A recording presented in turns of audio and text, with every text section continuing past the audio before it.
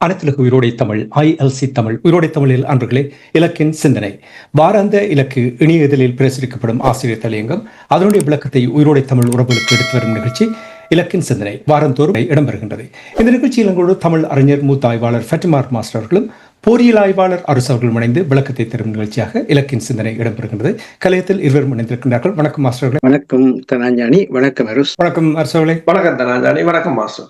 இருவருக்கும் வணக்கத்தை தெரிவித்துக் கொண்டு இன்றைய இலக்கின் சிந்தனையில் ஆசிரியர் தலையங்கம் தொழில்நுட்ப ரீதியில் மாகாண சபைக்கு அதிகாரம் ஈழத்தமிழர் உரிமையை ஒடுக்கும் அடுத்த நடவடிக்கை. இன்றைய நாளில் 1959 கைதி கண்ணாயிரத்துல வந்த மருதகாசிர மகாதேவன் இசையமைப்புல சுசீலா மாஸ்டர் ஸ்ரீதர் பாடிய ஒரு பாடல் தான் நினைவுக்கு வருகிறது. அதாவது, கொஞ்சி கொஞ்சி பேசி மதிமயக்கும் வஞ்சகரின் உலகம் பலை விரிக்கும், நஞ்சே நெஞ்சிலே மறைத்திருக்கும் நம்பும் நல்லவர் குடிகெடுக்கும், நஞ்சே நெஞ்சிலே மறைத்திருக்கும் நம்பும் நல்லவர் குடிகெடுக்கும், உண்மை இதை உணர்ந்து நன்மை பெற படித்து உலகின் பெரும் புகழ் சேர்த்துடா. இந்த பாடல் தான் இந்த ஆசிரியத்தை தலையங்கத்தை எழுதுவதற்குள்ள நினைவுக்கு வருகிறது. காரணம் என்னன்னு சொன்னால், தேசிய மக்கள் சக்தி அரசாங்கம் தொழில்நுட்ப ரீதியாக மாகாணங்களுக்கு அதிகாரங்களை பகிரப்படக்கூடியதாக மாகாண சபை தேர்தலை நடாத்தி நிர்வாக கட்டமைப்பை நிறுவ துரித கதியில் நடவடிக்கை எடுக்க உள்ளதாக ஸ்ரீலங்காவின் மாகாண சபைகள் மற்றும் உள்ளூராட்சி மன்றத்தின் அமைச்சர் சந்தன அபிரத்ன ஸ்ரீலங்கா பாராளுமன்றத்தில் அறிவித்திருக்கின்றார். இந்த அறிவிப்பானது மாகாணங்களுக்கு அதிகாரங்களை அரசியல் அதிகார பரவலாக்கலாகவோ அல்லது நிர்வாக அதிகார பரவலாக்கலாக இல்லாது அரசாங்கத்தினுடைய நிதி திட்டமிடலையும் மற்றும் செயற்திட்டமிடலையும் தொழில்நுட்ப ரீதியாக அந்தந்த மாகாணங்கள் செயற்படுத்துகிற ஒன்றாகவே இந்த மாகாண சபையை தேசிய மக்கள் சக்தி அரசாங்கம் அமைக்கப் போகிறது என்பதை உறுதிப்படுத்தி இருக்கிறது. மாகாண சபை தேர்தலை நடத்துவது தொடர்பில் ஸ்ரீலங்கா மாகாண சபைகள் மற்றும் உள்ளூராட்சி மன்றங்கள் முன்னாள் அமைச்சர் பைசர் முஸ்தபா முன்வைத்த திருத்த யோசனைகளும் ஸ்ரீலங்கா பாராளுமன்ற முன்னாள் உறுப்பினர் MA சுமந்திரனின் தனியால் பிரேரணையும் கவனத்தில் எடுக்கப்படும் என்று அமைச்சர் அபிரத்தினுடைய கூற்று, மாகாண சபை தேர்தல் நடத்துவதில் முஸ்லிம்களும் தமிழர்களும் ஆர்வம் காட்டுவதால் தாங்கள் மாகாண சபை தேர்தலை விரைவில் நடத்தி எல்லா இனங்களிலும் ஜனநாயக பங்களிப்பை ஊக்குவிக்க போவதாக அனைத்துலகுக்கு காண்பிக்கிறது. ஆகவே இது ஒரு திட்டமிட்ட முறையில் ஈழத்தமிழர்களுடைய இறமை ஒடுக்கி இந்திய ஸ்ரீலங்கா ஒப்பந்தத்தின் அடிப்படையில் 1987 விதந்துரைக்கப்பட்ட வடக்கு கிழக்கு இணைந்த ஓரழகான மாகாண சபை என்பதையே இல்லாதொழித்ததும் இதே JVP தான். இன்று அந்த வடக்கு மாகாண சபை கிழக்கு மாகாண சபை என்று சொல்லி வடக்கு கிழக்குன்ற ஒரு சொல்லாட்சியை அவர்கள் வடக்கையும் கிழக்கையும் பொறுத்த மட்டில் உச்சரிக்கிறார்கள் தவிர தமிழர்கள் வாழ்கின்ற பகுதி என்று கூட அதை அவர்கள் மறந்து சொல்லாத ஒரு நிலை இருக்கிறது. விதமான இந்த நிலையில்தான் பேசுகின்ற பொழுது ஸ்ரீலங்கா தனது படையினரின் நினைவிலை மொழிவாய்க்கால் ஈழத்தமிழ் இன அழிப்பு நாளுக்கு மறுநாள் நினைவு கூர்ந்த பொழுது அதில் ஸ்ரீலங்காவினுடைய இன்றைய அரசு தலைவர் அனுரகுமார திசுநாயக்க இனவாதத்துக்கு இடமளிக்க மாட்டோம் என்ற ஒரு தொனியில் பேசினார். ஆனால் அந்த இனவாதம் என்றால் என்ன என்பதற்கு எந்த விதமான ஒரு தெளிவான விளக்கம் இல்லாத நிலை காணப்படுகிறது.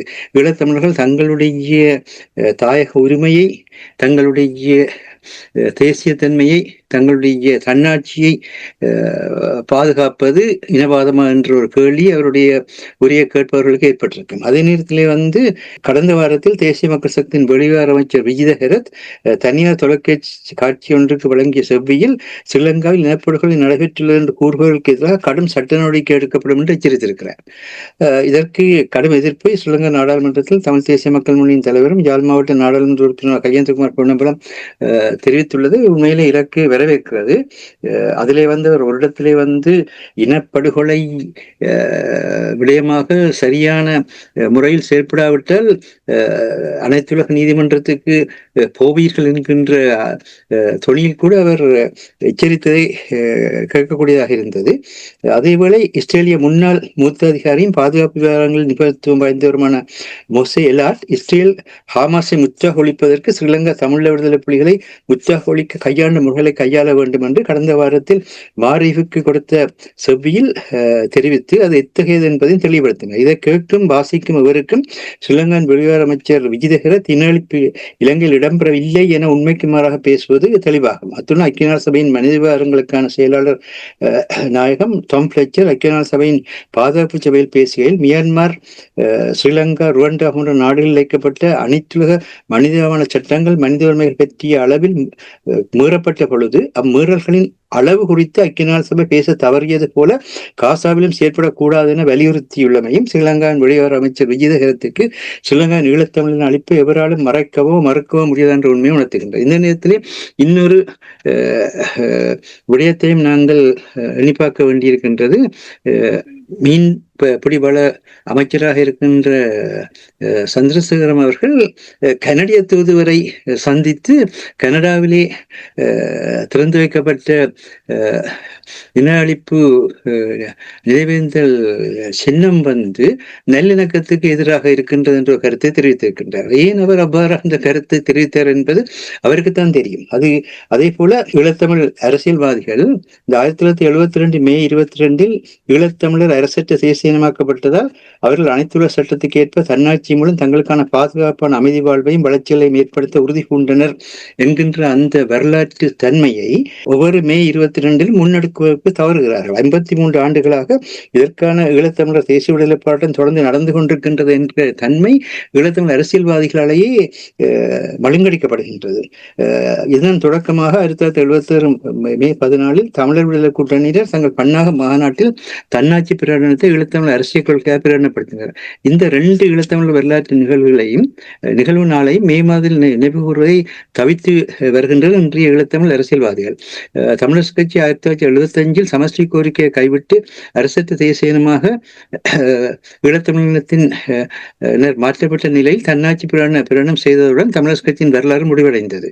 அதே போல ஈழத்தமிழரின் தன்னாட்சி உரிமை கோரிக்கை 1976 வட்டுக்கோட்டை தீர்மானமாக பன்னாக மாநாட்டில் ஈழத்தமிழர் அரசியல் கொள்கையானதும் அதன் பின்னர் அதற்காகவே எல்லா தமிழர்களும் உழைக்க வேண்டியதுமான அந்த உண்மை இவற்றை நினைவு கூற தவறுவதால் மறைக்க முயல்கின்றார்களா என்கின்ற ஒரு சந்தேகத்தை கூட எழுப்புகிறது. இது ஒரு நரித்தந்திரமாக தாங்கள் நினைத்ததை எல்லாம் ஈழத்தமிழர்களுடைய தேசிய பிரச்சனைக்காக தீர்வாக முன்வைப்பதற்கான ஒரு உத்தியா என்பதும் ஒரு கேள்விக்குறியாக இருக்கிறது. இந்நிலையில் தமிழ் தேசிய மக்கள் முன்னணியின் தலைவரும் யாழ் மாவட்ட நாடாளுமன்ற உறுப்பினராக ஹேந்துகுமார் பொன்னம்பலம் ஸ்ரீலங்காக்கான தென்னாப்பிரிக்க தூதரை கண்டு ஈழத்தமிழின் சமகால பிரச்சனைகள் எடுத்துரைத்துள்ளார். தமிழ் தேசிய பேரவை கூடாக தொடங்கப்பட்ட தூதுகளை சந்தித்தல் என்பது தொடர்ச்சியாக நடைபெற வேண்டும் என்பது இதை இலக்கு தொடர்ந்து வலியுறுத்த விரும்புகிறது. ஏனெனில் ஈழத்தமிழ் அரசியல்வாதிகள் ஸ்ரீலங்கா அரசுடன் மட்டும் தொடர்புகளை மேற்கொள்கையில் ஈழத்தமிழரின் உள்ளக தன்னாட்சி உரிமையை ஸ்ரீலங்கா அனுமதிக்கிறது என்ற நிலை உறுதியாவதால் அனைத்துலக நாடுகளோ அமைப்புகளோ ஈழத்தமிழரின் வெளியக தன்னாட்சி உரிமையின் அடிப்படையில் அனைத்துலக சட்டங்களை அவர்களுக்கான பாதுகாப்பான அமைதி வாழ்வுக்கு வளர்ச்சிகளுக்கு பயன்படுத்த இயலாது. அது ஸ்ரீலங்கா நிலைமை என்ற முறையில் தடுக்கும் என்பது முக்கியமான விடயம். மேலும் மனித உரிமைகள் பேரவையின் ஆணையாளர் ஜூன் மாதத்தில் ஸ்ரீலங்காவுக்கு வருகை தரவுள்ள நிலையில் தேசிய மக்கள் சக்தியின் பிரதமர் ஹரணி அபேசேகர் அவர்கள் ஐக்கிய நாடு சபையின் ஸ்ரீலங்காக்கான நிரந்தர பிரதிநிதியை சந்தித்திருக்கின்றார். தொடர்ந்து வடக்கில் காணிகளை அரசுடைமையாக்கும் பிரச்சனை தொடர்பாக தமிழ் நாடாளுமன்ற உறுப்பினர்களையும் சந்தித்து பேசியிருக்கின்றார். இவ்வுரையாடலில் திருவண்ணாமலை மாவட்ட தேசிய மக்கள் சக்தியின் நாடாளுமன்ற உறுப்பினர் அருண் ஹேமச்சந்திரன் அவர்கள் தமிழ் நாடாளுமன்ற உறுப்பினர்கள் எல்லா மாவட்டங்களும் காணி பிரச்சனை உள்ள நிலையில் ஏன் வடக்கில் மட்டும் தமிழர்கள் கடற்கரையோர காணிகளை மையப்படுத்தி யாழ்ப்பாணம், கிளிநொச்சி, முல்லைத்தீவு, மன்னார் போன்ற இடங்களில் காணிகளை கையகப்படுத்த முயற்சிக்கின்றார்கள் என்று கோரியதை தானும் ஏற்றுக்கொண்டு இந்த வர்த்தமானி அறிவித்தல் விடுக்கப்பட்டதை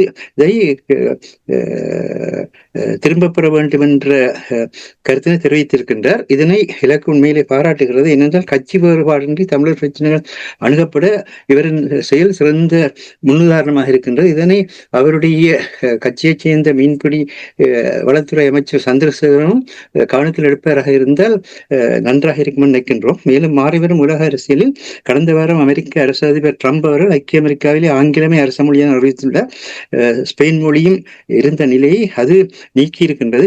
பிரித்தானிய பிரதமர் கேர் ஸ்டாமரும் ஐக்கிய ராஜ்யத்தில் ஆங்கிலம் கட்டாயம் தெரிந்திருக்க வேண்டும் எனவும், ஆங்கிலம் தெரியாது விட்டால் ஐக்கிய ராஜ்யத்தில் வாழும் ஆங்கிலேய மக்கள் தாங்கள் அந்நியர்களுடைய தீவில் வாழ்வதாக கருதுவார்கள் எனவும் தெரிவித்திருக்கின்றார். ஸ்ரீலங்கா பிரதமர் ஹர்னி அவர்கள் பள்ளிகளில் 6ஆம் வகுப்பு முதல் 9ஆம் வகுப்பு வரை எல்லோரும் சிங்கள மொழியையும் தமிழ் மொழியையும் கட்டாயம் படிக்கக்கூடிய கல்வி திட்டங்கள் விரைவில் தொடங்கப்படும் என்பதும் இத்தகையதாகவே இருக்கின்றது. இந்நிலையில் தமிழ் தேசிய பேரவை ஈழத்தமிழரின் அனைத்து சிவில் சமூக பிரதிநிதிகளையும் புலம்பெயர் தமிழ் செயற்பாடுகளையும் இணைத்து ஈழத்தமிழர்களுக்கான பலம் பொருந்திய தேசிய பேரவையாக தன்னை கட்டமைத்தால் மட்டுமே இவற்றை கொள்ளலாம் என்பது இலக்கின் இவ்வாறு எண்ணமாக இருக்கின்றது. இதுதான் முறை இந்த ஆசிரியர் சலங்கத்தினுடைய விரிந்த ஒரு பார்வையாக இருக்கின்றது. அதை செய்வோம் இதை செய்வோம் என்று எவ்வாறு கடந்த அரசாங்கங்கள் எல்லாம் ஏமாற்றி வந்ததோ அதே பாணியில் பயணிப்பது போல் தெரிகிறது. ஆரம்பத்தில் இவர் பதவியேற்றவுடன் சில சைகளை காட்டும் பொழுது ஏதோ இவர் ஒரு மாற்றத்தை கொண்டு வர போகின்றார்கள் என்று எங்களுடைய மக்களும் அதை பார்த்து எதிர்பார்த்திருந்தார்கள்.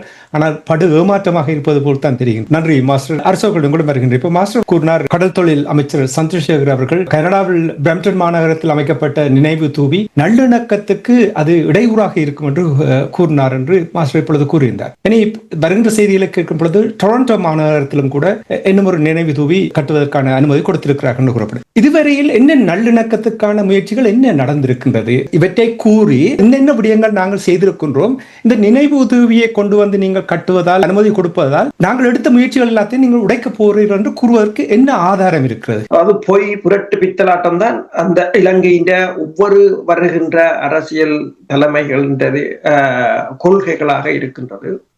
அதை கடந்து செல்வதும் அதனை ஏற்றுக்கொள்ற மாதிரி நிற்பதும் தான் தமிழர்களுடைய பலவீனமாக இருக்கின்றது. நீங்கள் கேட்டதுதான் சரி. என்ன நல்லிணக்கத்தை இதுவரையில் செய்திருக்கிறார்கள்? எந்த அரசு என்ன நல்லிணக்கத்தை இதுவரை செய்திருக்கின்றது? அந்த நல்லிணக்கத்தை செய்ததாக எந்த வெளிநாடுகள் இலங்கைக்கு அழுத்தம் கொடுத்திருக்கின்றன? ஒன்றும் இல்லை. அதாலதான் அவர்கள் தொடர்ச்சியாக இவ்வாறு பொய்களை கூறிக்கொண்டிருக்கிறார்கள். அதாவது சிங்கள, நான் முதலே கூறியிருந்தேன், அதாவது தென்னிலங்கை சிங்கள அரசியல் கட்சியை சேர்ந்தவர்கள் ஒருபோதும் தமிழர்களுக்கு விசுவாசமாக இருக்க போவதில்லை. அதே போலதான் தென்னிலங்கை சிங்கள கட்சிகளுக்கு ஆதரவாக இருப்பவர்கள் ஒருபோதும் தமிழினத்துக்கு எதுவும் செய்ய போவதில்லை என்பது தெளிவானது ஒன்று. இப்போது நீங்கள் பார்த்தீர்கள் என்று சொன்னால் அதாவது சிங்களவர்கள் பேசுகிற அதே துணியைத்தான் சந்திரசேகர் பேசுகிறார். அதில் எந்த மாற்று கருத்தும் இல்லை. அனுரகுமாரை நீங்கள் அப்படி கூறினார்கள்.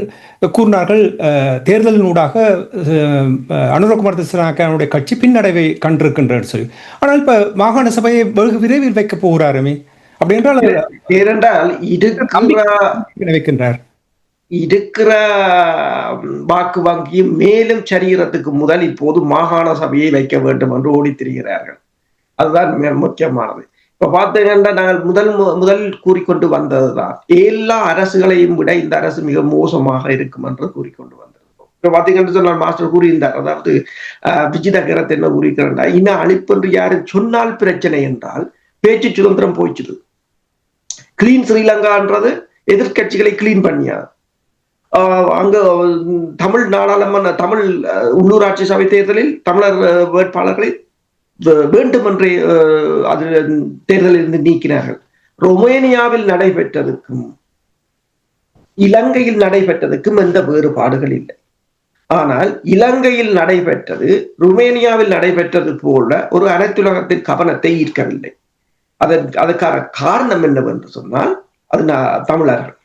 என்னென்று சொன்னால் நாங்கள் விழா எடுப்பதிலும் நிகழ்வுகளை கொண்டாடுவதிலும் கட்டிடங்களை கட்டிவிட்டு மாலை போட்டு அதனை கும்பிட்டு விட்டு அதனை பிரச்சாரப்படுத்துவதிலும் அதிலேயே, அதாவது தமிழீழம் எங்கேயோ இருக்கின்றது, கனடா எங்கேயோ இருக்கின்றது.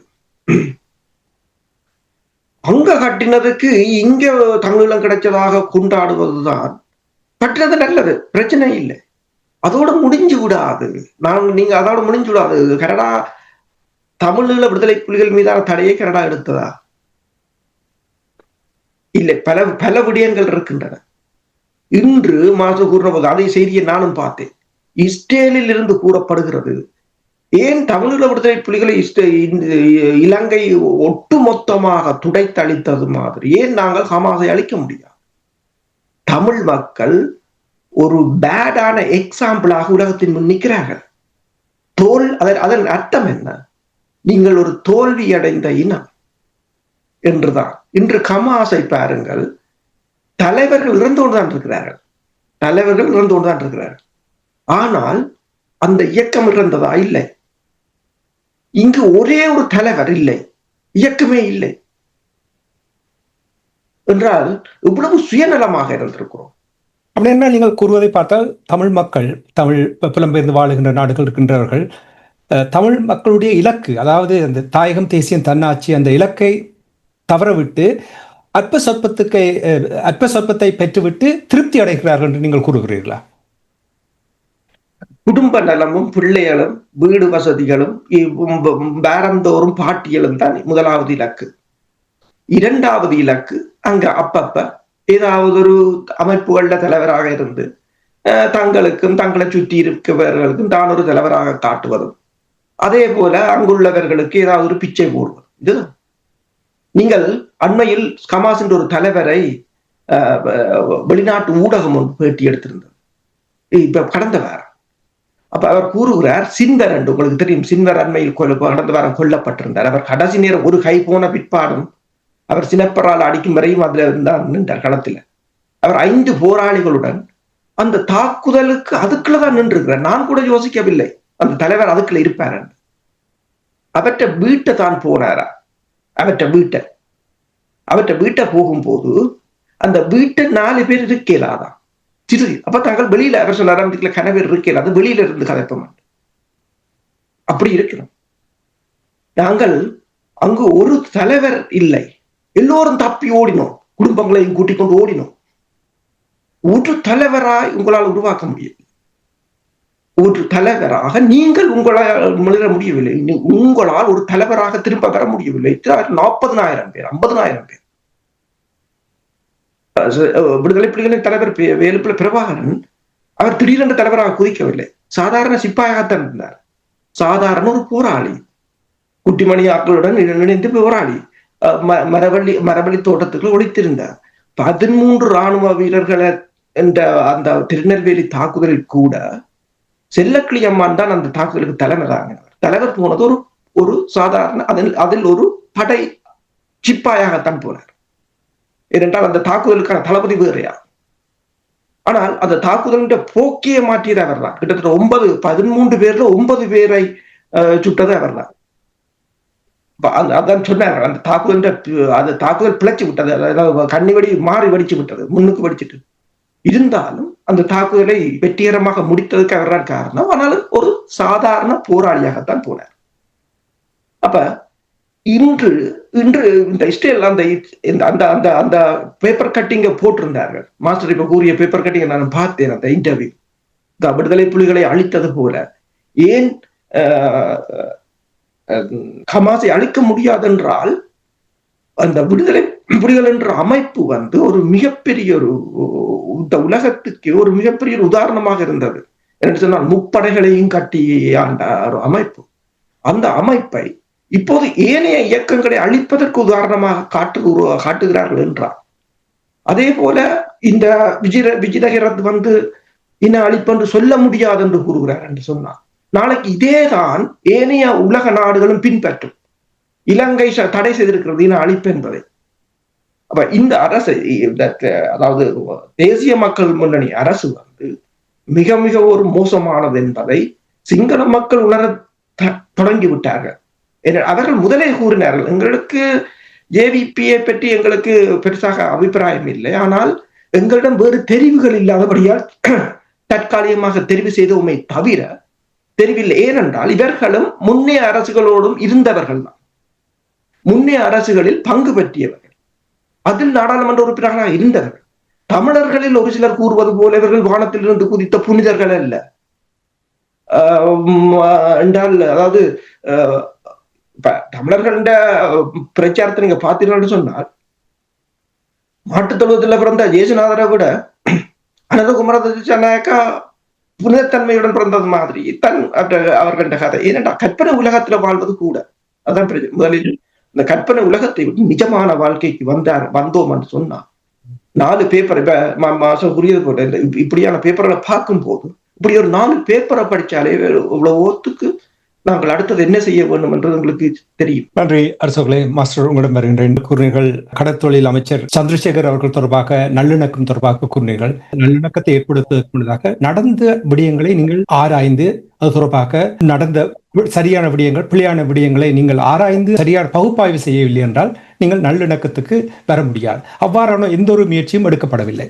ஆனால் அது என்னுடைய கேள்வி இல்லை. என்னுடைய கேள்வி என்னவென்றால், இனப்படுகொலை நடக்கவில்லை என்று முன்னைய அரசாங்கங்களும் கூறினார்கள், எல்லா அரசாங்கமும் அனுரகுமார திசாநாயக்கனுடைய அரசாங்கமும் கூறுவது, தமிழரும் கூறுவது. என்னுடைய கேள்வி என்னவென்றால், சமீபத்தில் வெள்ளை மாளிகையில் டொனால்ட் ட்ரம்ப் அவர்கள் தென்னாப்பிரிக்க வெள்ளை இனத்தவர்களுக்கு ஒரு சிலரை கொன்றதை இனப்படுகொலை ஜெனோசைட் என்று கூறினார். 2015ஆம் ஆண்டு பாதுகாப்பு சபையில் தமிழர்கள் தொடர்பாக இனப்படுகொலை என்று அங்கே பதிவு செய்வதற்காக அங்கே பேப்பர்கள் கொடுத்திருந்தார்கள். ஆனால் சுமந்திரன் அங்கே சென்று அது ஜெனோசைடு இல்லை, அது போர்க்குற்றம் என்று மாற்றினார் என்ற விடயங்களை அப்பொழுதே எல்லோரும் சுட்டிக்காட்டினார்கள். இப்பொழுது நீங்கள் இன்று உங்களுடைய ஆசிரியர் தலையங்கத்தில் நீங்கள் கூறியிருக்கிறீர்கள், சுமந்திரனோர் தனியால் பிரேரணை கவனத்தில் எடுக்கப்படும் என்று கூட அனுரகுமார திசாநாயக்கனுடைய கட்சி கூறியிருக்கின்ற விடயத்தை நீங்கள் கூறுகிறீர்கள். இங்கே ஒரு திட்டமிட்ட ஒரு செயல்பாடு இங்கே நடந்து கொண்டிருக்கின்றது நீங்கள் நம்புகிறீர்களா? அதனால்தான் இந்த இனப்படுகொலை என்பதை காப்பற்றிற்குள்ளே தள்ளிவிடுவதற்காக முயற்சி எடுக்கின்றார்கள். இனப்படுகொலை நடந்தது என்பதை ஒத்துக்கொண்டு அதற்கான தண்டனை கொடுக்காவிட்டால் நல்லிணக்கத்தை ஏற்படுத்த முடியுமா? டொனால்ட் ட்ரம்ப் சிறிய தொகையான தென்னாப்பிரிக்க வெள்ளை இனத்தைச் சேர்ந்தவர்களை கொன்றதையே இனப்படுகொலை என்றால் 1,40,000 மேற்பட்ட எங்களுடைய தமிழ் இனத்தை கொன்றவர்களுக்கு அது இனப்படுகொலையாகப்படவில்லையா? நீங்கள் எவ்வாறு இதை பார்க்கிறீர்கள்? இந்த விடயத்துக்கு நான் நினைக்கின்றேன், இஸ்ரேலுடைய பாதுகாப்பு விவகார நிபுணரான மொசே எலாட் அவருடைய அந்த சபையிலேயே பதிலளித்திருக்கின்றார். அவர் கூறுகின்றார், 2011ஆம் ஆண்டுக்கான ஐக்கிய நாடு சபையின் மதிப்பீடுகள் குறிப்பாக ஜனவரி மற்றும் மே 2009 இடையில் நடந்த சண்டையின் இறுதி மாதங்கள் வரையிலான பொதுமக்கள் கொல்லப்பட்டதாக கூறுகின்றன. இலங்கை அரசாங்கம் இந்த எண்ணிக்கை ஒருபோதும் உறுதிப்படுத்தாது உயிரிழந்தவர்கள் பெரும்பான்மையோர் விடுதலை புலிகள் போராளிகள் என்றே வலியுறுத்தி வருகிறது என்று சொல்லிவிட்டு இலங்கையும் மோதலை ஒரு உள்நாட்டு பிரச்சனையாக வெற்றிகரமாக சித்தரித்து நடவடிக்கைகள் தேசிய இறையாண்மைக்கு அவசியமானவை என்றும் இன அழிப்பு அல்ல என்றும் கூறுகின்றன என்பதை தெளிவுபடுத்தி இருக்கின்றார். இந்த இலங்கை அதை தேசிய பாதுகாப்புக்கும் ஒருமைப்பாட்டுக்கும் எதிரானது என்று கூறுவதற்கு காரணம், இந்த ஈழத்தமிழ் அரசியல்வாதிகள் ஸ்ரீலங்கா அரசாங்கத்தை தங்களுடைய அரசாங்கமாக இன்றும் வெளிப்படுத்த முயற்சிக்கின்றார்கள். இன்று கூட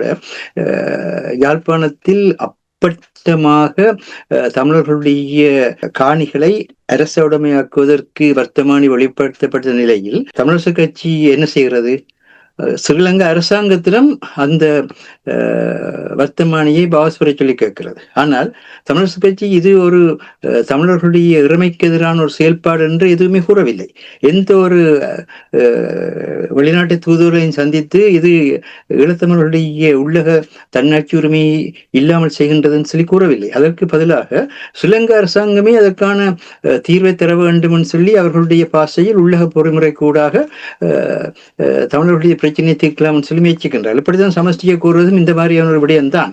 ஆன காரணத்தினால்தான் இவ்விதமாக ஈழத்தமிழர்களே தங்களுடைய இறைமையை, இந்த மண் எங்களுக்கு சொந்த மண் என்கின்ற அந்த தன்மையை வெளிப்படுத்த காரணத்தினால்தான் எதுவுமே செய்ய முடியாத நிலை இருக்கின்றது. இறைமையை நீங்கள் தவறான முறையில் புரிந்து கொள்கின்றீர்கள். இறைமை என்பது அரசியல் கோட்பாடு அல்ல, மக்களுடைய வாழ்வியல் அடிப்படையானது. இந்த மண் எங்களின் சொந்த மண் என்கின்ற அடிப்படையிலே மக்கள் தங்களுடைய வரலாற்று தாயகத்தையும் தங்களுடைய தேசிய தன்மையையும் தங்களுடைய தன்னாட்சியையும் கொண்டு தங்களுடைய அரசியல் எதிர்காலத்தை தாங்கள் நிர்ணயிப்பது அது மக்களுடைய உரிமை. அதனை விடுத்து நீங்கள் உங்களை இன அழிப்பு செய்கின்ற, இன துடைப்பு செய்கின்ற, பண்பாட்டு இன அழிப்பு செய்கின்ற அதே ஸ்ரீலங்கா அரசியல் ஸ்ரீலங்கா அரசாங்கத்தையே நீங்கள் உங்களுக்கான பாதுகாப்பான அமைதி வாழ்வை தாருங்கள், உங்களுக்கான வளர்ச்சியில் ஏற்படுத்த என்று கேட்பதாக இருந்தால் இது என்ன செய்வது? இதுக்காகத்தான் நான் வந்து அந்த கொஞ்சி கொஞ்சி பேசி மதிமயக்கும் என்ற பாடலை கூறினேன். சொன்னால் ஸ்ரீலங்கா அரசாங்கம் சரி, நீங்களும் சரி, கொஞ்சி கொஞ்சி பேசி மதிமயக்கிறீர்களே தவிர மக்களை வாழ விடவில்லை. ஆனால் இந்த மொசே எலாட் வந்து 2001 செப்டம்பர் 11 பின்னர் இலங்கை தனது நடவடிக்கைகளை பயங்கரவாதத்துக்கு எதிரான போராக முன்னிறுத்தி பல நாடுகளின் ஆதரவை பெற்றது. அரசாங்கங்களுக்கு விழிப்புணர்வை ஏற்படுத்தவும் அழுத்தம் கொடுக்கவும் தமிழ் புலம்பெயர்ந்தோர் குழுக்களின் முயற்சிகள் குறைந்த அளவிலேயே இருந்தன. அதையும் கேட்டுக்கொள்ளுங்க. அதாவது அரசாங்கங்களுக்கு விழிப்புணர்வை ஏற்படுத்துறதுக்கு, அனைத்துலக அரசாங்கங்களுக்கு விழிப்புணர்வை ஏற்படுத்துறதுக்கு அழுத்தம் கொடுக்க வேண்டியவர்கள் தமிழ் புலம்பெயர்ந்தோர். அவர்கள் அதை செய்யாம விட்டதுதான் இந்த ஈழத்தமிழில் அனுப்பை அது தேசிய பாதுகாப்புக்கான ஒன்று என்று சொல்லி முன்னெடுப்பு காரணமாக இருந்தது என்று நாங்கள் கூறவில்லை. இஸ்ரேலினுடைய முன்னாள் பாதுகாப்பு அதிகாரி மட்டுமல்ல, ஸ்ரீலங்காவுடன் சேர்ந்து ஈழத்தமிழரை அழித்த ஒரு நாடாகவும் இஸ்ரேல் இருக்கின்றது. அப்படின்னால்தான் அன்று அங்கு எதனை அவர்கள் வந்து நடைமுறைப்படுத்தி பார்த்து அதனை எவ்வாறு சர்வதேச சமூகம் எதிர்கொள்கின்றது என்று பார்த்தார்களோ அதனை அங்கு செய்துவிட்டு தான் இங்கு வந்து இப்பொழுது காசாவில் அந்த வேலையை செய்து கொண்டிருக்கின்றார்களா? ஆகவே இந்த இடத்துல வந்து அவர் கூறியிருக்கிற விடயம் வந்து மிக மிக முக்கியமான விடயம். அதாவது புலம்பெயர் தமிழர்களும் இப்பொழுது இருக்கின்ற ஈழத்தமிழ் அரசியல்வாதிகளுமே இதற்கான முழு முதல் காரணம். ஏனென்றால் 2008 மாவீரத்தின உரையில் இந்த வரலாற்று மாற்றம் நிகழப்போகின்றது, மீளவும் ஜனநாயகத்துக்கு ஊடாக பயணித்து ஈழத்தமிழர்கள் தங்களுடைய தேசிய விடுதலை போராட்டத்தை முன்னெடுக்க வேண்டும் என்பது தேசிய தலைவர்களுக்கு மிக தெளிவாக தெரிந்திருந்தது. அவர் அதை எதிர்கூறினார். இனி புலம்பெயர் தமிழர்கள் தான் இதை முன்னெடுக்க வேண்டும் என்று கூறினார். ஆனால் புலம்பெயர் தமிழர்கள் என்ன செய்கின்றார்கள்? இந்த 16 வருடத்தில் இலங்கையில் சரி இராணுவ பிரச்சனை இருக்கிறது, இந்தியா வந்து இந்திய துணைக்கண்டத்துக்குள் நாங்கள் வாழ்வதால் இந்தியாவினுடைய பிராந்திய மேலாண்மை இருக்கிறது, அது அங்கிருக்கிறது, யாருமே அதனை குறை சொல்ல முடியாது, அதற்கு எதிராக அங்கு செயல்படுவதும் கஷ்டமான ஒரு விடயம். ஆனால் புலம்பெயர் தமிழர்களாக அனைத்துலக நாடுகளிலும் உலக தமிழினமாக வாழ்ந்து கொண்டிருக்கின்ற ஈழத்தமிழர், இதுதான் இந்த தேசிய விடுதலை போராட்டத்தினுடைய மிகப்பெரிய வெற்றியும் கூட. ஒரு வடக்கு கிழக்கு மாகாணத்துக்குள் குறுகி போயிருந்த ஒரு உலகின் மூத்த குடிகளான ஈழத்தமிழர்களை உலகின் இனமாக வந்து இந்த தேசிய விடுதலை போராட்டம் வெளிப்படுத்தியது. இந்த தேசிய விடுதலை போராட்டம் தமிழ்நாட்டு தமிழர்களால் தமிழர் என்றால் யார் என்பதற்கான அடையாளத்தை பெற முடியாமல் இருந்த ஒரு சூழலில் தமிழர் என்றால் யார் என்ற அடையாளத்தையே தோற்றுவித்தது. அதான் இந்தியா வந்து இந்த விடயத்தில் வந்து ஈழத்தமிழர்களுக்கு எதிராக இருப்பதற்கான காரணம், தமிழர்கள் யார் என்பது உலகத்துக்கு தெளிவாகின்ற பொழுது தமிழர்களுடைய தன்னாட்சி உரிமை இந்த இந்திய துணைக்கண்டத்திலும் இருக்கின்றது, அது ஸ்ரீலங்கா உட்பட தமிழகத்திலும் இருக்கின்றது என்ற அந்த உண்மையை உலகம் வந்து உணர்மாக இருந்தால் தாங்கள் நினைத்த மாதிரி தங்களுடைய அரசியல் எதிர்காலத்தை திட்டமிட முடியாமல் இருக்கின்றது என்பது இந்தியாவுடைய பிரச்சனையாயிருந்தது. ஆகவே இந்த இடத்துல என்ன நீங்கள் கேட்ட கேள்விக்கு பதில் என்னவென்று சொன்னால், இவர்களுக்கெல்லாம் காரணம் ஸ்ரீலங்கா அல்ல. இவர்களுக்கு ஸ்ரீலங்கா சந்தர்ப்பத்தை பயன்படுத்துகிறது, சூழ்நிலையை பயன்படுத்துகின்றது. இதற்கான காரணம் முதலிலே முற்று முழுதாக புலம்பெயர் தமிழர்கள் ஏற்றுக்கொள்ள வேண்டும். புலம்பெயர் தமிழர்கள் ஒரு இடத்தில் உட்கார்ந்திருந்து இந்த 16 ஆண்டுகளாக நாங்கள் என்ன செய்தோம் என்பதை மீளாய்வு செய்ய வேண்டும். அந்த மீளாய்வு செய்கின்ற பொழுதுதான் அதற்கு பலமும் பலவீனமும் தெரியும். நீங்கள் முற்று முழுதாக உங்கள் பாட்டில் ஒவ்வொரு அரசாங்கமும், நீங்கள் ஏற்கனவே கூறினீர்கள், அரசும் கூறினார், அதாவது ஒவ்வொரு அரசாங்கமும் தன்னுடைய நிலத்துக்கு ஏற்ற மாதிரி தான் இந்த பிரச்சனையை அணுகும். இதுதான் உலக வழக்கம். இன்று வந்து ட்ரம்ப் வந்து என்ன செய்கிறார்? வர்த்தக போராக இருந்தாலும் சரி, அல்லது வந்து அவருடைய சர்வதேச பேச்சுவார்த்தை முறைமைகளாக இருந்தாலும் என்ன செய்கின்றார்? அமெரிக்காவுடைய பொருளாதாரத்தை உடனடியாக உயர்த்த வேண்டும் என்ற பின்னணியே செயல்பட்டுக் கொண்டிருக்கிறார். இதுதான் உண்மையான விடயம். இதனால் தான் அமெரிக்க மக்கள் இன்றைக்கும் ட்ரம்பை ஆதரித்துக் கொண்டிருக்கின்றார். இந்த தங்களுடைய நாட்டினுடைய பொருளாதாரம் பலவீனம் அடைந்து விட்டது என்பது அமெரிக்க மக்களுக்கும் தெரியும். பிரித்தானியாவுடைய பிரச்சனை என்ன? பிரெக்சிட் கூடாக ஐரோப்பிய ஒன்றியத்திலிருந்து வெளியே வந்த விப்பாது இப்ப கடந்த வாரத்தில் பார்த்தீர்கள் என்று ஐரோப்பிய ஒன்றிய தலைவர்கள் எல்லோரையும் அழைத்து இங்கு வைத்து திரும்பவும் நாங்கள் என்ன மாதிரியாக எங்களுக்குள் நல்லுறவை வளர்க்கலாம், எப்படியாக பிரான்சினுடைய பிரச்சனை என்ன, எப்படியாக திரும்பவும் வந்து ஐரோப்பிய இராணுவத்தை பலப்படுத்தி அமெரிக்கா ஐரோப்பிய ஒன்றியத்தை வந்து தனக்கு சமானமான ஒன்றாக வராது தடுக்கின்ற ஒரு சூழ்நிலையில் தாங்கள் விதமாக வாழலாம் என்று சிந்திக்கின்றார்கள். இப்படித்தான் இந்தியாவோட பிரச்சனை. இந்தியா தன்னுடைய பிராந்திய மேலாண்மையை நிலைநிறுத்தும், சீனா தன்னுடைய புதிய அரசியல் ஒழுங்குமுறையில் தன்னை வந்து முதன்மைப்படுத்துகின்ற தன்மையை வெளிப்படுத்தும் இந்த நிலை தான் இருக்கின்றது. இப்பொழுது பார்த்தீங்கன்னா என்றால் இந்த கனிமொழி வந்து ஈழத்தமிழ் தேசிய விடுதலை போராட்டம் ஒடுக்கப்பட்டதன் பின்னர் மஹிந்த ராஜபக்ஷ வந்து இலங்கையில் வந்து சந்தித்தார்களோ அதே கனிமொழி தான் இன்றைக்கு திமுகனுடைய ஒரு முக்கிய தலைமையாக இருக்கிறவர். இன்றைக்கு ரஷ்யாவுக்கு வந்து இப்பொழுது இந்தியாவுக்கும் பாகிஸ்தானுக்கும் இடையில் நடந்த இந்த போரில் இந்தியாவுடைய நிலப்பாட்டை தெளிவுபடுத்துவதற்கு சென்றிருக்கின்றார். ஆகவே இந்த அரசியல் தலைமைகளாக இருக்கிறவர்கள் எல்லாம் ஈழத்தில் என்றாலும் சரி, தமிழகத்தில் என்றாலும் சரி, அங்கிருக்கின்ற அந்த மேலாண்மை சக்திகளாக இருக்கின்ற அந்த பாராளுமன்றத்தினுடைய தலைமைகளுக்கு தான் கட்டுப்பட்டு நடக்க முயற்சிக்கின்றார்களே தவிர இவர்கள் அதற்கு அப்பால் பட்டு சாதாரண ஒரு தனி மனிதனுடைய சுதந்திரத்தையோ அல்லது மண்ணினுடைய சுதந்திரத்தையோ போன்ற நிலையில் இல்லை என்பதுதான் நடைமுறை உண்மை. இதை புலம்பெயர் தமிழர்கள் ஒரு இடத்தில் மீளாய்வு செய்வதன் மூலமாக மட்டும்தான் செய்ய முடியும். அதை விட்டுவிட்டு ஒவ்வொருவரும் நாங்கள் ஏதோ கட்டித்தனம் காட்டி விட்டோம்னு சில அறிக்கை விடுவதில் எதுவுமே இல்லை. அதனால் தான் இன்று அந்த கொஞ்சி கொஞ்சி பேசி மதிமயக்கம் பாட்டிலே மருதகாசி வந்து 3 விடயங்களை சொல்வார். ஒன்று என்று சொன்னால் முதலாவது சொல்வார் அறிவூட்டப்பட வேண்டும் என்று, அறிவூட்டலுக்களால் தான் இதை மாற்றி அமைக்கலாம் என்று. இரண்டாவதாக சொல்லுவார் அந்த அறிவூட்டலின் அடிப்படையில் துணிந்து செயற்படுவதற்கான உள்ள உறுதியை எடுக்க வேண்டும் என்று. மூன்றாவதாக சொல்லுவார் அந்த உள்ள உறுதியை செயற்படுத்துவதற்கான முயற்சிகளை ஒருங்கிணைந்து செய்ய வேண்டும் என்று. அந்த பாட்டிலேயே விடைபெறுகிறது. நீங்கள் வஞ்சகர்களுடைய மதிமயக்கத்திலிருந்து நீக்குவதாக இருந்தால் நாங்கள் அறிவூட்டப்பட வேண்டும். அந்த அறிவூட்டலின் அடிப்படையில் வந்து நாங்கள் வந்து எங்களுக்கான அந்த உள்ள துணிவை உறுதியின் உறைவிடமாக நாங்கள் செயற்படுற தன்மையை பெற வேண்டும். அப்படி பெறுகின்ற பொழுது அதை ஒருங்கிணைந்த முயற்சி கூடாக செயற்படுத்துவதற்கான செயற்திட்டங்கள் உருவாக்க வேண்டும். இதைத்தான் நாங்கள் கூறுகிறோம். அதுக்காக இந்த பாட்டை நாங்கள் கொண்டு கூட்டம். இந்த பாட்டு 1959 வருகின்ற பொழுது 1958 இதே மே மாதம் 23 தான் ஈழத்தமிழர்களுக்கான 2வது இனஅழிப்புன்னு சொல்லப்படுற 56 முதலாவது இனஅழிப்பை செய்தார்கள். 2வது இனஅழிப்புன்னு சொல்ற 58 ஆண்டு இனக்கலவரம் நடந்தது மட்டுமில்ல, அந்த 1958 அந்த இனக்கலவரத்தின் பின்னணியில் சில திருத்தங்களை பண்டாரநாயக்கா செய்யக்கூடும் என்ற சூழ்நிலையில் பண்டாரநாயக்காவும் சுடப்பட்ட ஒரு வரலாறாக அது இருக்கின்றது. இதை எதை குறிக்கிறது என்றால், இலங்கையுடைய அரசியல் எடுத்து பார்த்தீர்களா இருந்தால் இந்த இடதுசாரி தத்துவம் பேசினவர்கள் தான் தமிழர்களை மிக மோசமான ஒடுக்குமுறைக்குள் அழுத்தி இருக்கின்றார்கள்.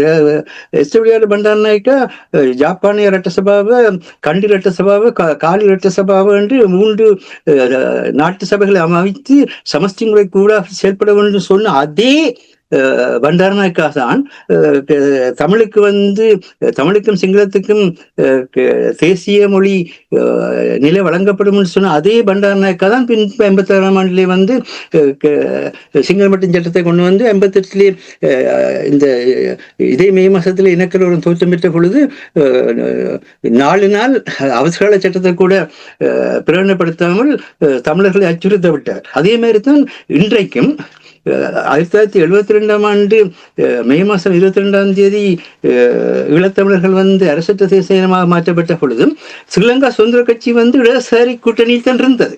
கொல்விநாடு சில்வாவுடன், என்எம் பிரேராவுடன் இடதுசாரி எந்த இடதுசாரி தலைவர்கள் வந்து சிங்களத்துக்கும் தமிழுக்கும் சமமான நிலை கொடுக்கப்பட வேண்டும், தமிழர்களுக்கு சுயநிர்ணய உரிமைக்கு இருக்கின்றது எல்லாம் பேசினார்களோ அதே இடதுசாரிகளுடைய பின்னணித்தான் அந்த அரசற்ற தேச இனமாக ஈழத்தமிழ் மாற்றப்பட்டது. இன்றும் அனுரகுமார திசாநாயக்காவுடைய கட்சி ஜேவிபி வந்து தன்னை இடதுசாரியான ஒரு கட்சி என்று கூறிக்கொண்டுதான் இன்று வந்து தேசிய மக்கள் சக்தியாக சிங்களர்களுக்கான தேசிய மக்கள் சக்தியாக தன்னை மாற்றிக்கொண்டு ஈழத்தமிழை ஒடுக்குவதை பார்க்கிறோம். ஆகவே இங்கு வந்து எந்த அரசியல் கொள்கையில் சிங்கள கட்சிகள் இருக்கின்றன என்பதில் பிரச்சனை. அவர்களை பொறுத்த மட்டிலே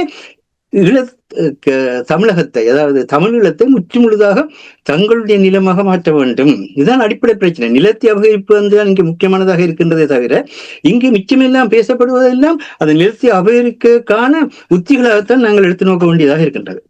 சுருக்கமாக இப்ப தென்னாப்பிரிக்காவை அங்கே வெள்ளையர்களுக்கு எதிராக இனப்படுகொலை என்று டொனால்ட் ட்ரம்ப் அவர்கள் கூறினார். அப்ப தமிழர்களுக்கு எதிராக நடந்தது இனப்படுகொலை இல்லையா? இது நல்ல கேள்வி. அதாவது ஒரு இனத்தை ஒடுக்க வேண்டும் என்கின்ற நோக்கத்துடன் செய்யப்படுவது இனப்படுகொலை. அப்ப அவர் ட்ரம்புடைய கருத்தின்படி இப்பொழுது தென்னாப்பிரிக்காவில் ஆப்பிரிக்க மக்கள் பெரும்பான்மையினரான மக்கள், அந்த ஆப்பிரிக்காவில் பெரும்பான்மையினராக இருக்கிற மக்கள் அங்கிருக்கின்ற வெள்ளையர்கள் ஒடுக்க வேணும் என்ற நோக்கி இதை செய்தார் என்றுதான் அவர் இனப்படுகொலை என்றார். ஆனால் அதுக்கு தென்னாப்பிரிக்க அரசு தலைவர் சரியான பதிலை சொல்லி இருக்கின்றார். அவர் என்ன சொன்னார், நெல்சன் மண்டேலா இப்படியான சூழ்நிலை ஏற்பட்டால் அதனை நீதிமன்றம் மூலம் தீர்ப்பதற்கான முறைமையான நீதி முறைமையை அங்கே தோற்றுவித்திருக்கின்றார். ஏன் அவர்கள் அந்த நீதி முறைமையை பயன்படுத்தி அதனை செய்யவில்லை என்று கேட்டிருக்கிறார். இலங்கையை பொறுத்த மட்டும் சட்டத்தில் உள்ள அனைவரும் சமம் என்ற அந்த நீதி முறைமை இல்லை. சட்டமே சிங்கள மக்களுக்கானதாக இருக்கின்றது. ஏன் தமிழர் தரப்பதை முடியாமல் இருக்கிறது? மணிக்கம் சரியாக கேட்கவில்லை. ஏன் அதை கேட்க முடியாமல் இருக்கிறது தமிழர் தரப்பு? என்னன்னு சொன்னால் இங்கு ஈழத்தமிழர்களே சட்டத்தின் முன் அனைவரும் சமம் இல்லை என்பதை ஏற்றுக்கொள்கின்றார்கள். அவர்கள் சட்டத்தின் முன் எல்லோரும் சமம் என்ற மாதிரி ஸ்ரீலங்கா பாராளுமன்றத்துக்கு ஊடாக எந்த ஸ்ரீலங்கா பாராளுமன்றம் சட்டவாக்கத்தில் தமிழர்களுக்கு ஆன உரிமையை மறுத்திருக்கிறதோ, எந்த பாராளுமன்றம் எந்த அரச நிர்வாகத்தில் அமைச்சரவையில் தமிழர்களுக்கான நிர்வாகத்தன்மையை மறுத்திருக்கின்றதோ, எந்த ஸ்ரீலங்கா அரசாங்கம் சட்ட அமூலாக்கத்தில் நீதித்துறையில் தமிழர்களுக்கான உரிமையை மறுத்திருக்கின்றோம், அந்த அரசாங்கத்தை தானே இவர்கள் தங்களுடைய அரசாங்கம் என்று சொல்கிறார். இவர்களே அது தங்களுடைய அரசாங்கம் என்று சொல்கின்ற பொழுது இவர்கள் எப்படி அதை இனஅழிப்பு என்று சொல்ல முடியும்? இதுதான் பெரிய பிரச்சனையா இருப்பது. இவர்கள் இந்த அரசாங்கம் உங்களுக்கு எதிராக செயற்படுகின்றது என்று அந்த உள்ளக தன்னாட்சி உரிமையை மறுத்திருக்கின்றது. அதுதான் இப்பொழுது கஜேந்திரகுமார் பொன்னம்பலம் அவர்கள் தூதுவரை சந்திப்பதன் மூலமாக அந்த நிலையை அவர் மட்டுமில்லை தமிழ் மக்கள் தேசிய பேரவை தொடங்கி இருக்கின்றது. தமிழ் மக்கள் தேசிய பேரவை சரியான முறையில் இதனை முன்னெடுத்து இலங்கையின் தூதர்களை மட்டுமில்லை புலத்திலே இருக்கின்ற தங்களுடைய அரசாங்கங்களுடைய இலங்கைக்கான பகுதியினரை சந்திக்க வேண்டிய ஒரு தேவை இருக்கின்றது. இங்கு புலத்திலே இருப்பவர்கள் தங்களுக்குள் ஒற்றுமையாகி எப்படி மக்களை பற்றி சிந்திப்பதென்று இல்லாமல், இன்னொரு விடயம் என்னன்னு சொன்னால், ஒரு நாட்டினுடைய தலைமைத்துவத்தில் இருந்தவர்கள் அந்த நாட்டினுடைய மக்களுடன் அவர்கள் உள்ளவரை வாழுவார்கள். அந்த தலைமைத்துவம் இருக்கா இல்லையா என்ற பிரச்சனைகள் எல்லாம் தேவையற்ற ஒன்று. எந்த நாட்டில் எடுத்தாலும் கூட ஒரு மண்ணுக்காக, மக்களுக்காக, மனிதத்துவத்துக்காக வாழ்ந்தவர்கள் அவர்கள் என்றுமே அந்த மனித குலத்திலும் வாழ்ந்து கொண்டுதான் இருக்கின்றார்கள். அந்த உண்மையை மறந்து அவர்களுடைய அந்த எண்ணத்தை செயல்படுத்த, இப்பொழுது ஜெயசுந்தரை பற்றி அரசு அவர்கள் குறிப்பிட்டார்கள். ஜெயசுந்தரை பற்றி குறிப்பிடுகின்ற பொழுது ஜெயசுந்தர் என்ன சொன்னார், அதாவது என்னுடைய நற்செய்தியை உலகெங்கும் அறிவியுங்கள், அதாவது அஞ்சாதீர்கள், கடவுளால் ஆகாத எதுவும் இல்லை, ஆகவே நீங்கள் அஞ்சாத தன்மையுடன் உண்மைக்கு சாட்சி சொல்லுங்கள் தான் சொன்னார். அதான் அவர்களுடைய செய்தி. அதே மாதிரி தான் தேசிய தலைவர் அவர்கள் மிக தெளிவாக கூறிய செய்தி, என்னுடைய மக்களும் மண்ணும் விடுதலை பெற வேண்டும் என்பது. என்னுடைய மக்களும் மண்ணும் விடுதலை பெற வேண்டும் நிற்கின்ற ஈழத்தமிழர்களுடனும் அதே மாதிரியாக ஈழத்திலே இருக்கின்ற ஈழத்தமிழர்களுடைய மண்ணும் மக்களும் விடுதலை பெறவும் நிற்கின்ற ஒவ்வொரு உலகத்தில் இருக்கின்றவர்களும் தேசியத்தில் வாழ்ந்து கொண்டிருக்கின்றார். அவருக்கு விளக்கேற்றி அதை ஒரு வழிபாட்டு முறையாக மாற்றுகின்ற ஒரு தேவை இல்லை. அப்படி செய்வதன் மூலமாக நீங்களே உங்களுடைய அடிப்படையான தன்மைகளை உலுக்குகின்றீர்கள். அவ்விதமாக ஸ்ரீலங்கா அரசாங்கம் அவ்விதம் செய்யவில்லை. அது நேற்றைக்கு கூட மிக கவனமான முறையிலே ஸ்ரீலங்காவினுடைய அரசு தலைவர் அனுரகுமார் திசாநாயக்கா இதை நான் வெற்றியாக பார்க்கவில்லை என்ற ஒரு கருத்தினை முன்வைக்கின்றார். அவ்விதமாக முன்வைக்கிற போது சீனா உட்பட்ட சர்வதேச நாடுகளை கவரக்கூடிய முறையிலே அந்த பேச்சு அமைக்கப்படுகின்றது. ஏன்னு சொன்னால் தாங்கள் இன மத மொழி தன்மையில கடந்தவர்கள் போல கொஞ்சி பேசி மதிமையாக்குகிறார் என்பதுதான் இந்த ஆசிரியர் செய்தியாகவும் இருக்கின்றது. நன்றி மாஸ்டர். அரசர்களே, நீங்கள் ஆரம்பத்தில் கூறும்பொழுது சொன்னீர்கள், யாயா சின்வர் எவ்வாறு களத்தில் நின்றார், கொல்லப்பட்டார் என்ற விடயங்களை கூறினீர்கள். மக்களுக்காக தன்னுடைய தலைமைத்துவத்தை வெளிப்படுத்தும் வகையில் மாறி மாறி யாராவது வந்து கொண்டிருக்கிறார்கள் என்று நீங்கள் கூறினீர்கள். தமிழர் தரப்பில் நாங்கள் இது எத்தனை தடவைகள் பேசிவிட்டோம். கிட்டத்தட்ட 15 ஆண்டுகளாக நான் அறிந்த மட்டில் இங்கே உயிரோடை தமிழில் மட்டும் கிட்டத்தட்ட ஒரு 7 ஆண்டுகளாக நாங்கள் இந்த விடயத்தை சுட்டிக்காட்டி கொண்டு வருகிறோம். எங்களுக்குள்ள ஒரு கலெக்டிவாக, கூட்டாக நாங்கள் ஒன்று சேர்ந்து விடயங்களை ஆராய்ந்து முடிவெடுக்கவில்லை என்று சொன்னால் இந்த நிலையில் எந்த ஒரு மாற்றமும் வரப்போவதில்லை. தொடர்ச்சியாக இவ்வாறான ஒரு போக்கை கடைப்பிடிப்பது என்ன விதமான எதிர்மறையான தாக்கத்தை ஏற்படுத்த போகிற ஈழத்தமிழர்களை பொறுத்த மட்டில் மண்ணிலும் சரி புலத்திலும் சரி. இப்ப நீங்கள் கூர்ணிகள் வெளியில் பெற முடியாமல் இருக்கிறார்கள் என்று சொல்லும் பொழுது ஒருவர் வந்தால் இன்னொருவர் அடிக்கிற தன்மை இருக்கின்றது. இன்னொருவர் வந்தார் என்றால் இன்னொரு உயிரோடை தமிழையை நீங்கள் எடுத்து பாருங்கள். நாங்கள் உண்மையான நிலைமைகளை கூறும் பொழுது அவர் இவருக்கு எதிராக வேலை செய்ய நாங்கள் உண்மையாக கூற வேண்டும் என்பது எங்களுடைய நிலைப்பாடு. இந்த நிலையை எப்படி மாற்றுவது? அரசியல்வாதிகள் மட்டிலும் சரி, அமைப்புகள் மத்தியிலும் சரி, இதை தம் மக்களுக்கு எவ்வாறு தெளிவுபடுத்த வேண்டும், இந்த மாற்றத்தை ஏற்படுத்துவது? உண்மைதான். இந்த ஒருவர் வந்தால் ஒருவர் அடிப்பது, அடிக்கி பயந்தனி என்பார். கேட்கிறேன் என்னென்றால், உனக்கு இவ்வளவு வேலை இருக்கு, இந்த குடும்பத்தை பார், படுத்து நித்திரையக்குள், 4 புத்தகத்தை படி, நீ வந்து ஒரு இனத்தையே நீ பயந்தனி என்று சொன்னால், அஞ்சினி என்று சொன்னால், நீ அதில் வந்து இப்ப எங்களுக்கு நீங்கள் கூறியது போல உயிரோடு தமிழ் வானொலிக்கு எத்தனை அடி விழுகிறது, எத்தனை மிரட்டல் விழுகிறது, இருந்தாலும் பயணிக்கிறோம் என்னென்று சொன்னால், அதை நான் ஒரு போராளியை பார்த்து கூட கேட்டேன். உங்களை பார்க்கும்போது எனக்கு உண்மையில் அந்த போராளிகளை பார்க்கும்போது உயிரை துச்சம் என மதித்து, எந்த நேரமும் ஒரு குண்டு துப்பாக்கி குண்டு பாய்ந்தால் உயிர் அந்த நேரம் போகும். அப்படி களத்துக்குள் போய் திரும்பி வருகிறீர்கள். அவ்வளவு ஒரு துணிச்சலாக நின்ற நீங்கள் என்னடா அது ஒரு சின்ன சின்ன ஒரு கேரக்டர் அசாசினேஷன், சின்ன சின்ன அந்த வச பாடல்களுக்கெல்லாம் ஏன் நீங்கள் இப்படி பயந்து ஓடுறீங்கள் என்று எனக்கு பெரிய ஒரு ஆச்சரியம். ஒரு புலியாக நின்று நீங்கள் ஒரு வேங்கை, இப்ப ஒரு எனக்கே ஒரு இது காட்டுக்கு ராசா சிங்கம் என்று சொல்லுவாங்க. ஆனால் எங்களை பொறுத்தவரை விடுதலை புலிகள் என்றுதான் நாங்கள். இப்ப எனக்கு ஒரு இது புலியா சிங்கமா இதுல வெற்றி பெறணும். ஆனால் தேடி தேடி பார்த்ததில்லை. ஒரு சிங்கம் ஒரு 400 கிலோ, வேங்கை என்று இருக்கிறது தனியா தான். சிங்கம் வந்து கூட்டமா தான் வேட்டையா, வேங்கை வந்து தனியா தான் வேட்டையா. வேங்கை 450 கிலோ. அந்த மிருகத்தை பொறுத்தவரையில அது வெயிட்டும் அது உடல் வலிமையும் தான் வெற்றிக்காங்க. அப்ப வேங்கை அடிக்கும் கட்டாயம் சிங்கத்தை. ஆனால் நீங்கள் ஒரு அந்த உன்னதமான தலைவரின் கீழ் வாழ்ந்த நீங்கள் ஒரு 4 பேர் சொல்ற வசப்பாடலுக்கு நின்று பிடிக்க முடியாத நீங்கள் என்று சொன்னார், அப்புறம் என்னென்று நீங்கள் ஒரு இனத்தின் விடுதலையை பெற்று தருவீர்கள். அதான் பிரச்சனை. இப்ப ஹமாஸ்ல நீங்க பாருங்கள், எத்தனை தலைவர்களை நீங்கள் வேணும். இஸ்ரேலுக்கு ஒரு சவா, நீங்கள் வேணுமென்ற தலைவர்களை கொண்டு பாருங்கள். புதிய தலைவர்கள் வந்து கொண்டுதான் இருப்பார்கள், போராட்டம் நகர்ந்து கொண்டுதான் இருக்கும். அதுதான் அவங்களோட பியூட்டி. அதுதான் அது அந்த இனம் முன்வைக்கும். பாருங்கள், ஜெயின் கேம்ப்ல ஜனவரி மாதம் அகதி முகாமில் இருக்குது இவ்வளவு காலம். அந்த கேம்ப மூடி விட்டாரு. அந்த கேம்ப்ல மூடினா ஆக்கள் இருக்கிறாரு, முன்னுக்கு மிகப்பெரிய ஒரு இரும்பு கேட் போட்டு கிடக்கு. அயன் போல் என்றதான் அந்த ஆபரேஷன் பேர். அதை பார்க்க போன 20 நாடுகளை சேர்ந்த தூதுவர்களைத்தான் சுட்டார்கள். சரி, அதை பார்க்க போன அப்ப அப்படி இருந்தும் அந்த சனம் அங்க இருக்குது. காசாவில ட்ரம்ப் கூறுகிறார், நீங்கள் காசாவை விட்டு வெளியே வாருங்கள், உங்களுக்கு பாலும் தேனும் மோரும், அங்கு அது கட்டித்தருகிறேன், இங்கு இது கட்டித்தருகிறேன் என்று. எங்கடையாக்கலண்டா ஒட்டுமொத்தமா ஓடி இருப்பாங்க, ஒட்டுமொத்தமா. அங்க ஒரு புல்லும் இருக்கா.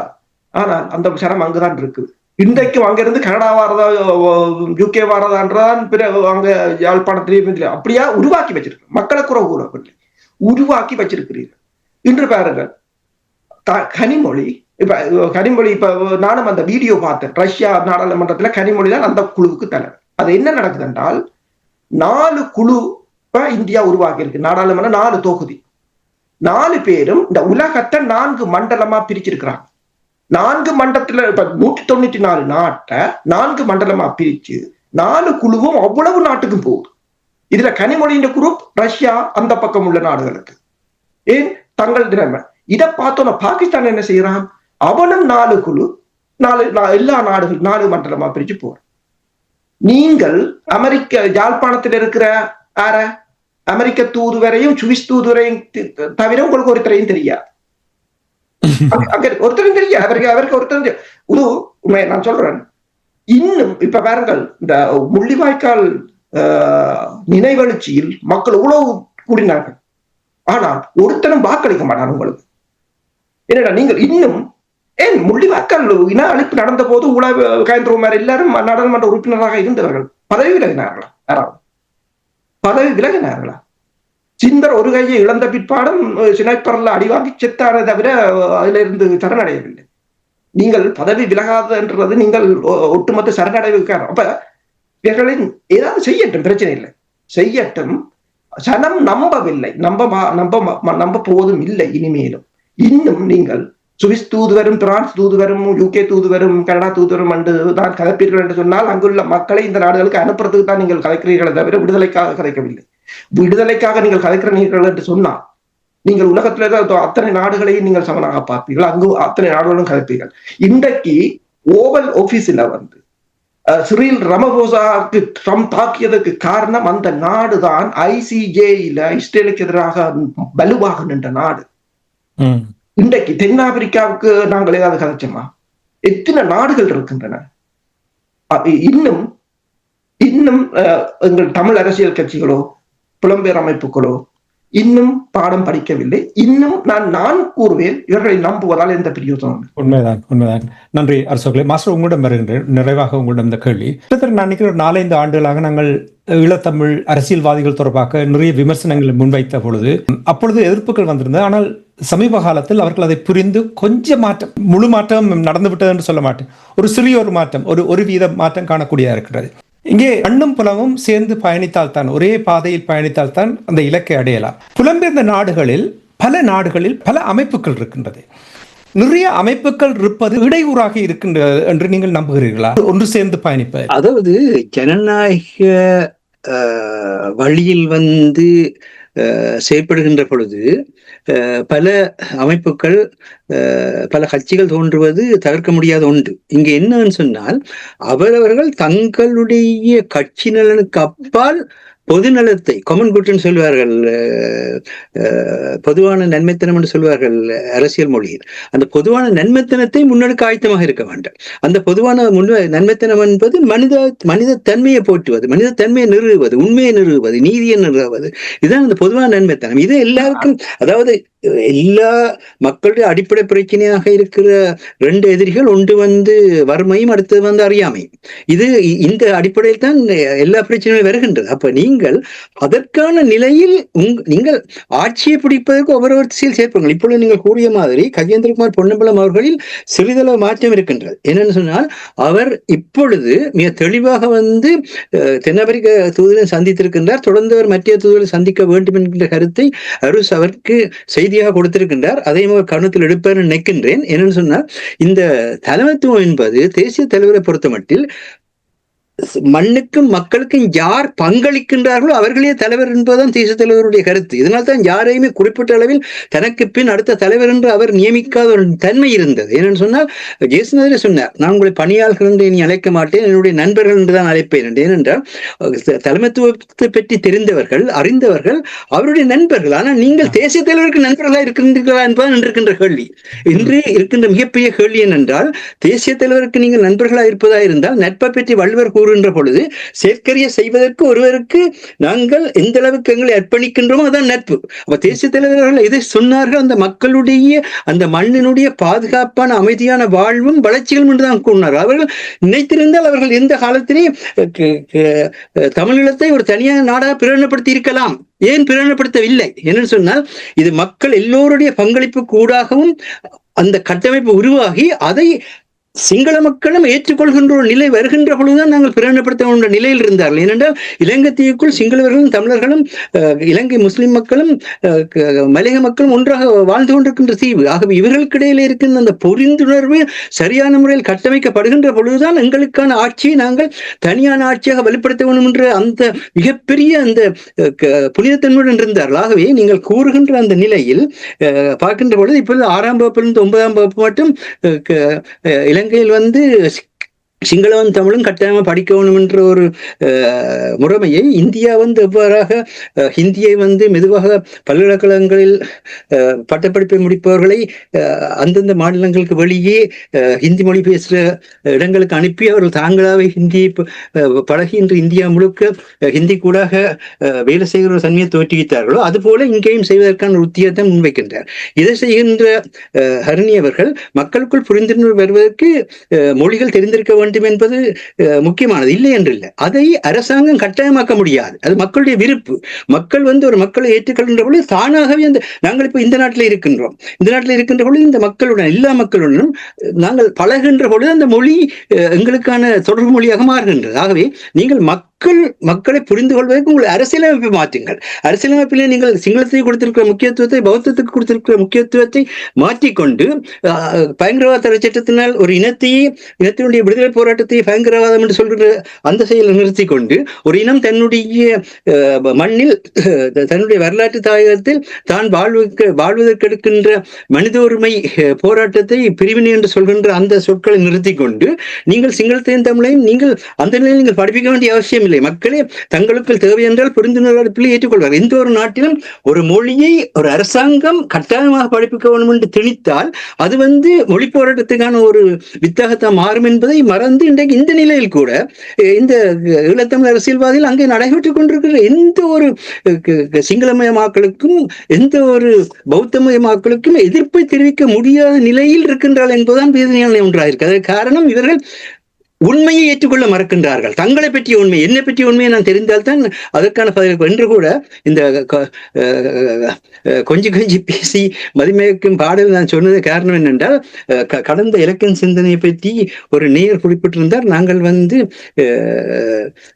பிரைமரி வகுப்பு நடத்துகிறோம் என்ற மாதிரி. அது எனக்கு சந்தோஷமான விஷயம். ஏனென்றால் எழுத்தறிவித்தன் இறைவனாவான் என்று சொல்லி நீங்கள் ஆரம்ப கல்வியில் தெளிவாக இருந்தீங்கள் என்றால் தான் நீங்கள் மனிதனாக செகண்டரி எஜுகேஷன் என்பது இரண்டாவது கல்வி முறைமை என்பது படிப்பு. அதாவது புத்தகத்தில் இருப்பதை படித்து நீங்கள் ஒரு தொழிலையோ அல்லது புத்தகத்தில் இருப்பதை படித்து அங்க இருக்கின்ற முறைமைகளை தெரிந்து கொள்வதுதான் இரண்டாவது நிலை. ஆனால் சிந்தனை சரியான முறையில் செல்வது என்பதை அந்த நேரே குறிப்பிட்டிருக்கின்றால் நீங்கள் ஆரம்ப கல்வியை நடத்துகிறீர்கள். அதான் தேவை. உங்களுடைய கருத்தியலை மாற்ற வேண்டும். உங்களுடைய கருத்தியலில் எது உண்மையோ அதை சொல்லும். அதே மாதிரி தான் இது ஆரம்ப கல்வி எடுக்க வேண்டி வந்த காரணம் என்றால் இந்த ஆரம்ப வகுப்பில் பொறியை சாப்பிட்டு பழகிய சிலர் பொறியியலை பற்றி கழிச்சால் பொறியியல் என்றார்கள். அப்போ அவர்களுடைய மனநிலையில் அவர்கள் ஆரம்ப வகுப்பில் இருக்கிறார்கள் தெரியுது.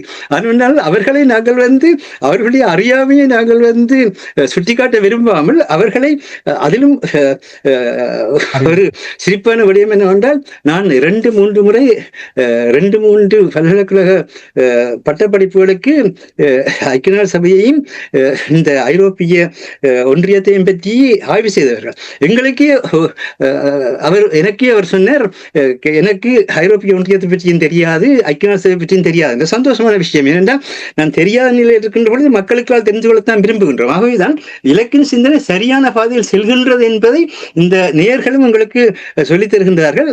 நேயர்களுக்கு நாங்கள் செய்ய வேண்டிய கடமையும் செய்கின்றோம். நீங்க சொன்னது போல உண்மையை நிலைநாட்டுகின்ற, நீதியை நிலைநாட்டுகின்ற இந்த பயணத்தில் நாங்கள் செயற்படுவோம். இதில் நீங்க சொன்ன மாதிரி இப்ப ஒரே ஒரு நம்பிக்கை கீறாக ஒழுக்கீட்டாக கஜேந்திரகுமார் பொன்னம்பலம் அவர்கள் செயற்பட தொடங்கி இருக்கின்ற நிலையில் அவர் தன்னை ஒரு கட்சியினுடைய தலைமையாக பார்க்காமல் மக்களுடைய தலைமையாக தன்னைத்தானே மாற்றிக்கொள்வாராக இருந்தால் நிச்சயமாக அந்த பின்னணியிலே அரசு கூறிய மாதிரி உலகெங்கும் இருக்கின்ற தமிழர்களை அவர் இணைக்க வேண்டும், சிவில் சமூகங்கள் இணைக்க வேண்டும்.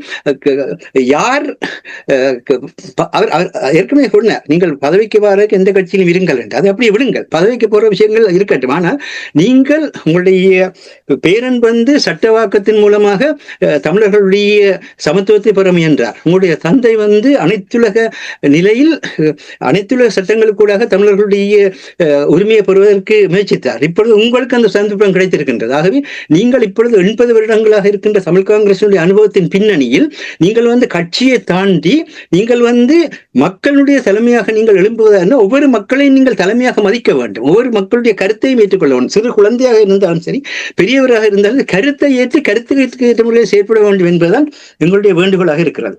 நன்றி மாஸ்டர். நிச்சயமாக நீங்கள் கூறுவது சரி. அதுபோல் புலம்பெயர்ந்து வாழுகின்ற நாடுகள் இருக்கின்ற அமைப்புகள் தொடர்பாக கூறும் பொழுது கூறிய விடயத்தை தான் அங்கே கூறினேன். நிறைய அமைப்புகள் இருப்பது ஒரு இடையூறாக இருப்பது போல் தான் கூறுகிறார்கள். அது வள்ளுவரே சொல்றாரு, பல்குழுவும் பால் செய்யும் உட்பகையும் வேந்தலைக்கும் கொள்குறும்பும் இல்லது நாடு.